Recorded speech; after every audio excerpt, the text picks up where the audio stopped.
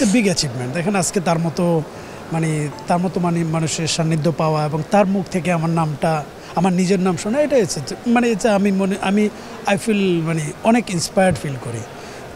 কারণ এদের মাধ্যমে আজকে আমি খেলা শুরু করি এবং আজকে এমন একটা পর্যায়ে আসছি যে তারা গল্ফের নাম নিলেই সিদ্দিকুর রহমানের নাম নিতে হয়। সো আমি সত্যি এটা আমাকে অনেক ইন্সপায়ার করে, আমাকে শক্তি যোগায় একটু আরও ভালো করার জন্য।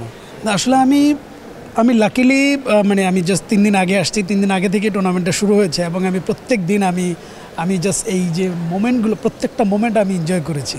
যেমন গতকালকে এর আগের দিন জুনিয়ররা যে খেলতেছিল, যে লেডিসরা খেলতেছিল, মানে উইকডেতে নর্মালি আমরা এত মানুষ তো দেখি না।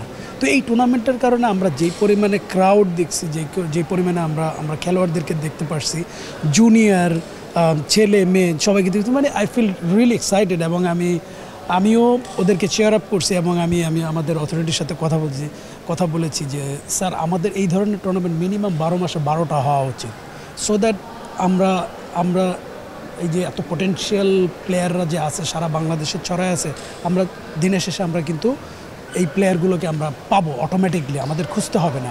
তো এই ধরনের টুর্নামেন্টগুলো কিন্তু আসলে অনেক ইন্সপায়ার করবে আমাদের নেক্সট জেনারেশনকে।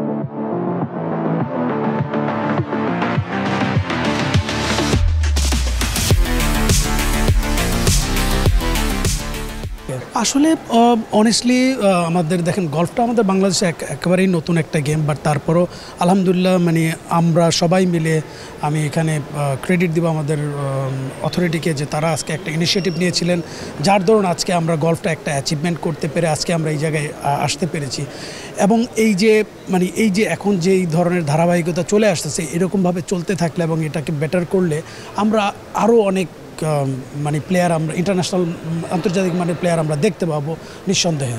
এখানে আসলে অনেক পোটেনশিয়াল আছে। দেখেন বাচ্চাদের ভিতরে ওই জিনিসটা আসলে কন্টিনিউশন না থাকলে, এরকম টুর্নামেন্ট না থাকলে আসলে ওদের মানে কন্টিনিউশনটা দেখার পরে তারপর বোঝা যায়। বাট আই হ্যাভ সিন অনেক প্লেয়ারদেরকে আমি দেখছি যে তারা মানে সত্যি কথা, মানে আমি পরশুদিন আমি জুনিয়রদেরকে ওদেরকে এক ছোট একটা ইন্টারভিউ নেওয়া হয়েছিল যে তুমি কী হতে চাও, তুমি গল্ফ খেলে তুমি কার মতো চাও, বলে সিদ্দিকুর রহমান হতে চায়। তো সামহাও আমাকে একজন আমার এক স্যার পরিচয় করে, তুমি জানো কে, বলে যে না আমি চিনি না।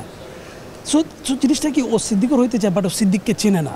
সো এটা কিন্তু ওই ছেলেটা বা ওই মেয়েটা কিন্তু অনেক এক্সাইটেড এবং ও শিখতে চায়। সো এই জিনিসগুলো মনে করেন আমাদের দেশে ওই জিনিসটা আসলে অলরেডি ক্রিয়েট হয়ে গেছে এবং সবার ভিতরে ওই এক্সাইটমেন্টটা আছে। সো ইটস মানে এটা আমি একটা ভালো একটা ভাইব দেখতে পাচ্ছি এবং আশা করি যে খুব অচিরে আমরা অনেক ভালো মানের প্লেয়ার দেখতে পাবো।